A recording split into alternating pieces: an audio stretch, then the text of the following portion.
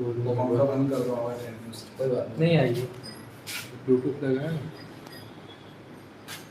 ये चल नहीं रहा, उस पे ले रहा हूँ नॉर्मल पे।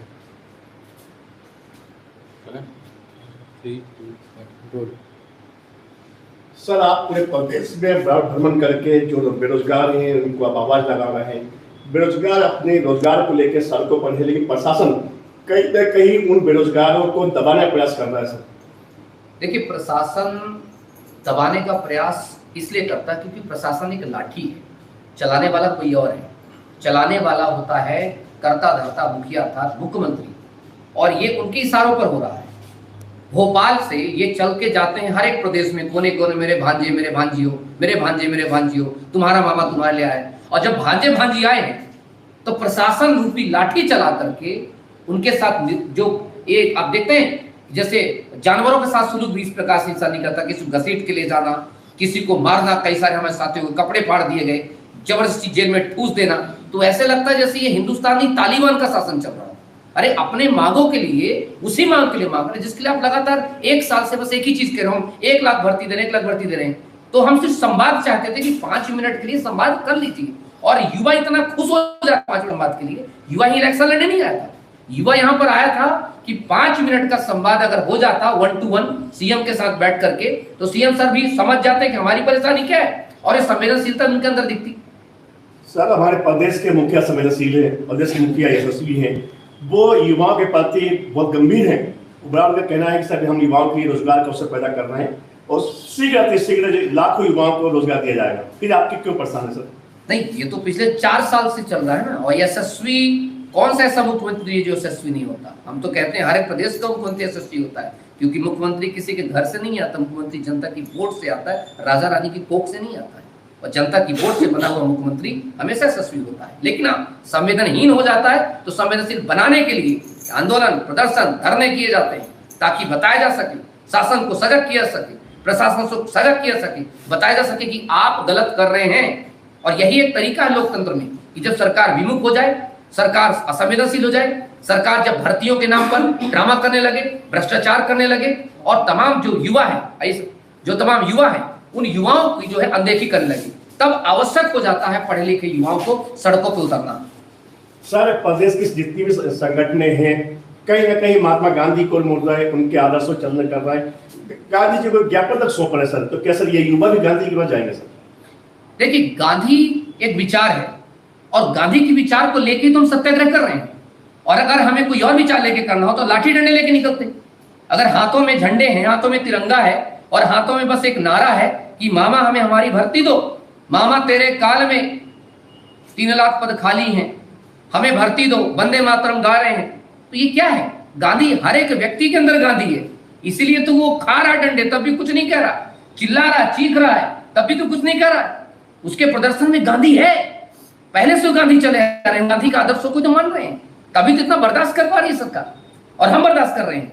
नहीं तो इतना युवा है, ये युवा अगर एक बार अगर उद्वेग हो जाए तो आपको पता है प्रशासन को संभालना बहुत मुश्किल पड़ जाएगा। लेकिन युवा पढ़ा लिखा युवा है, शिक्षित युवा है, ये जानता है कि हमें गांधी के आदर्शों पे चलना है, और उनको अच्छे से पता है कि गांधी का देश है, ये चंद्रशेखर आजाद का भी देश है, ये भगत सिंह का भी देश है। तो जो हमारे पास नरम भी है, हमारे पास गरम भी है, दोनों हमारे पास तरीके हैं। लेकिन पहले जितना मान जाए सरकार, जितना नरम तरीके से मान जाए तो ठीक है, नहीं तो अभी आएंगे ना, अभी 8 महीने बाद आएंगे हमारे घर में गोड़ टेकने, पांव पड़ने, दे दो हमें वोट दे दो, तब इन्हें बताएंगे। सर, क्या आप सरकार को कहीं ना कहीं सालों में सर आप बता रहे कि चुनाव आने वाला है और युवा तैयार है? ये तो इशारा क्या, मैं तो खुल के बोल रहा हूं, मैं तो खुल के बोल रहा हूं। सरकार को समझना है तो समझ ले, क्योंकि इस बार हम अपने गांव में, अपने ब्लॉक में, अपने जिलों में आपको घुसने नहीं देंगे। आपसे पूछेंगे कि क्या हाल है साहब, आपने हमारे डंडे से स्वागत किया था, तो चलिए हम भी आपको गोबर से स्वागत करते हैं, चलिए हम आपको अपने गांव में घुसते नहीं देते हैं। खुले हम कह रहे हैं ना, बंद करना सरकार बंद कर ले, लेकिन एक मुख्यमंत्री को सोचना चाहिए कि जो युवा आया था ये पढ़ा लिखा युवा है, जो पिछले 4 साल से, अच्छा ये बताइए, खुद चीफ जस्टिस साहब कह रहे हैं, खुद मुख्यमंत्री आज गृह मंत्री जी के यहाँ मीटिंग चली थी, एसपी साहब कह रहे थे कि मेरे जिले में लगभग 250 ज्यादा पद खाली रिक्त हैं, किसके? कांस्टेबल के, और एक जिले में 250-300 की बल की आवश्यकता है, तो बामन जिले का क्या हाल होगा? फिर कैसे महिलाओं से अपराध होने से बचाएंगे आप? कैसे बचा लेंगे अपराधियों, कैसे पकड़ लेंगे? कैसे राज्य को सुरक्षित कर लेंगे आप? पुलिस बल कम से कम 30,000 पुलिस बल खाली है, सब इंस्पेक्टर की भर्ती नहीं, महिला पर्यवेक्षक की भर्ती नहीं हुई, नाल पटवारी की भर्ती नहीं हुई, MPPSC की भर्ती नहीं, आंगनबाड़ी की भर्ती नहीं हो रही है। अरे किसी की भर्ती तो चला कौन रहा है प्रदेश को? सर ये भी हो सकता है सर कि शासन के पास कोई वित्त व्यवस्था की कमी हो, इस्तीफा दे दो, हमसे पूछ लो कि वित्त कैसे आएगा। मैं तुम्हें विधायक को खरीदने का भी जाता है, मतलब या कि हो सकता है, ये सही कहा आपने, या कि इनको ये हो सकता है कि अगले साल हम हारने वाले हैं तो फिर से 4-5 हजार करोड़ का व्यवस्था कर लो रे बाबा, ताकि फिर से हम विधायक को खरीदेंगे और फिर से नई सरकार बना लेंगे। ये हो सकता है, बिल्कुल आपने सही कहा। सर आप कहीं ना कहीं गवर्नमेंट को चैलेंज कर रहे हैं, आप कहीं ना कहीं सरकार के मुखिया पे चैलेंज कर रहे हैं। सर सरकार जो है सर अपना काम कर रही है, सरकार बराबर लगी हुई है कि युवाओं को नौकरी देना है, युवाओं के लिए रोजगार की। एक्सक्यूज मी, मुखिया सरकार नहीं है, मुखिया जनता है। ये मेरा प्रधान सेवक प्रधानमंत्री है, दूसरा प्रधान सेवक मुख्यमंत्री है, मैं जनता हूं। ये लोकतंत्र में हम भारत के लोग, मैंने संविधान को ताकत दी है, मैंने ताकत प्रधानमंत्री को दी है, मैंने ताकत राष्ट्रपति को दी है, मैंने न्यायपालिका को ताकत दी है।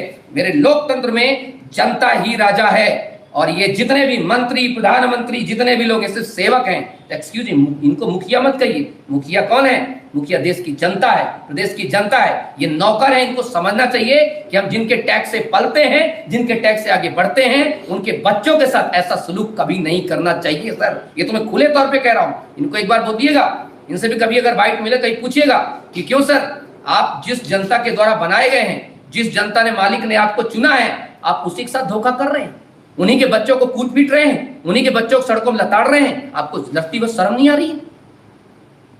एक मुखिया, आप ऐसे मुखिया कह रहे हैं आप इसको? अरे हमारे यहाँ गांव में मुखिया में क्या होता है, घर के मुखिया को किसी का पेट दर्द करे, मुखिया को नींद नहीं आती है, यहाँ लट्ठे चल रहे हैं, मुखिया घूम रहा है। कमाल की बात करते, कैसे मुखिया तो फर्जी मुखिया है। तो और कोई सवाल है आपके? बिल्कुल बेधड़क पूछिए, कोई दिक्कत नहीं, हम तो बेधड़क जवाब देने के लिए खड़े। सब नहीं सर, आपने अपने सवालों में उन युवाओं को जवाब दे दिया है। उन युवाओं के जो एक कल जिनकी आशाएं खत्म हो गई थी, आपने फिर से उनकी आशाएं जगा दी। अभी आज आंदोलन चल रहा है, ऐसा नहीं आंदोलन खत्म नहीं हुआ है। सर कल जिस तरह से युवाओं पे अत्याचार किया गया है, जिस तरह खबरें आ रही हैं हम लोग पर बराबर, वो युवा फिर अभी आपके बातों से फिर उसमें आ गए हैं, फिर नई ऊर्जा में भर दी है आपने युवाओं को फिर से जगा दिया है, बता दिया है कि कुछ समय बचा हुआ है, फिर आपको आ गए आपके सामने। आपके सवाल में एक युवाओं को बहुत अच्छा संदेश देना चाहता हूं इसी सवाल से।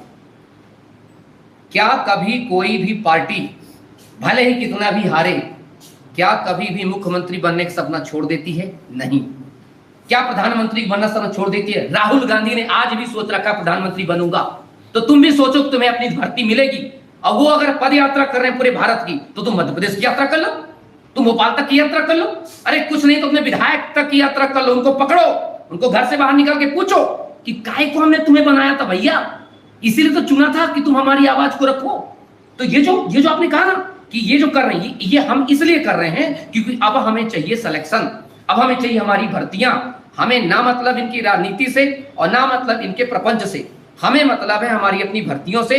अगर ये भर्ती करते हैं तब तो ठीक है, वरना 2023 में ऐसा गुल खिलेगा कि फिर देखते हैं कितनी पुलिस प्रशासन लगती है। क्योंकि कहा जाता है ना कि गांव में जब बारात घुसती है ना, तो गांव से बढ़ के बारात ना होती है, बारात छोटी होती, गांव बड़ा होता है। ध्यान रखिएगा इस बात का, ठीक है? बहुत जबरदस्त। जी thank you sir, thank you so much. Challenge है यार। जी sir, thank you so much. सभी युवाओं को, सभी साथियों को यही कहना चाहता हूँ, लगे रहिए, डटे रहिए, और सामने सिंह की दहाड़ हो, शेर की दहाड़ हो, सामने पहाड़ हो, वीर तुम बढ़े चलो, धीर तुम बढ़े चलो। चाहे ये सीएम की पुलिस हो, चाहे ये पीएम की पुलिस हो, चाहे बीजेपी का अत्याचार हो, चाहे इनका आचार हो, वीर तुम बढ़े चलो, धीर तुम बढ़े चलो। आज नहीं तो कल लिखेंगे इतिहास हम हैं सुभाष भगत के यार। तो हम बदलेंगे, इतिहास को बदलेंगे और ऐसी सरकारों को नस्ता नाबूद करेंगे। और याद रखिएगा, ये जो जवानी होती, इसी में कुछ कहानी लिखिए, ताकि आने वाले समय में हमें किसी का एग्जाम्पल देना ना पड़े। अपने बच्चों को होशियारी हम किसी को ना बताएं, हम अपने बच्चों को अपने बारे में बताएं कि हमने अपनी जवानी में क्या किया, क्या नहीं किया, क्या बदलाव किया। धन्यवाद। इंकलाब जिंदाबाद। मेरे साथ हितेश सर भी हैं और मेरे साथ रजत सर भी हैं और हमारे साथ जो बागी सर भी हैं। और मैं सभी का बहुत बहुत धन्यवाद देना चाहता हूँ, सभी युवाओं को धन्यवाद देना चाहती हूँ। हमारे मीडिया साथियों का बेबाक तरीके से सवाल रखने के लिए हमारे जो सारवर सर हैं, इनका जवाब भी मतलब बहुत खतरनाक इनके सवाल होते हैं, लेकिन इनको भी पता चला होगा कि आज हम किस युवा से मिले हैं जिसके अंदर पहले धधकती हुई आग है बेरोजगारी के लिए, अशिक्षा के खिलाफ, बेरोजगार के लिए। और ये जो बदनाम व्यवस्था है जो सिर्फ क्या चाहते हैं कि तुम गोबर में घुस जाओ, तुम्हें हम 2 भैंस देंगे, वो भी पोखठी, जो दूध कम गोबर ज्यादा देंगे। ये तो स्कीम चलाते हैं, इनसे मांगो रोजगार तो देंगे 2 भैंस। कमाल की बात करते हैं, कमाल की बात।